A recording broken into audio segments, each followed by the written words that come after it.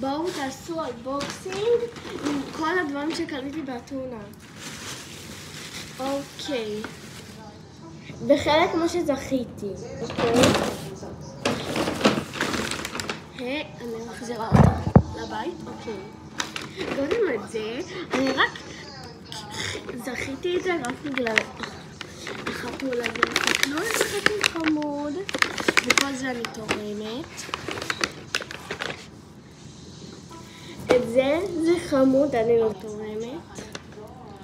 זה אני אתרום כי יש לי כבר כזה באדום וכתוב בו I love you. זה שלי, זה של התרומה. זה אני ברור שומרת. תסתכלו מה ראשון עשיתי. ואז מה עשיתי עם אמא שלי?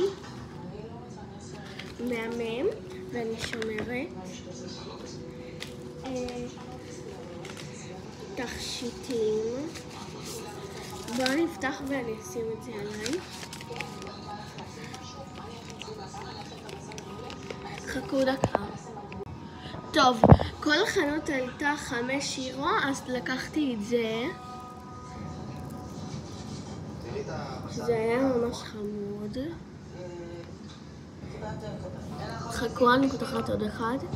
טוב, הבא זה כוכב ים. כזה חשבתי שזה וייב של ים. חכו.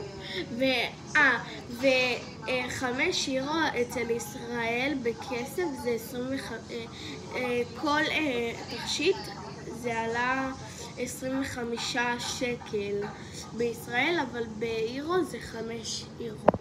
חכו, אני שמה את זה. אני שמה את זה עוד מעט כי זה ממש התבן אותי. אז בינתיים יש לי 2 תכשיטים. עכשיו בואי נפתח את זה.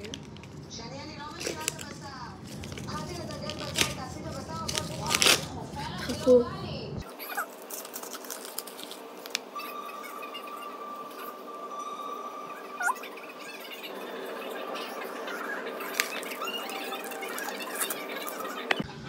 אוקיי, אז סיימתי עם הצו.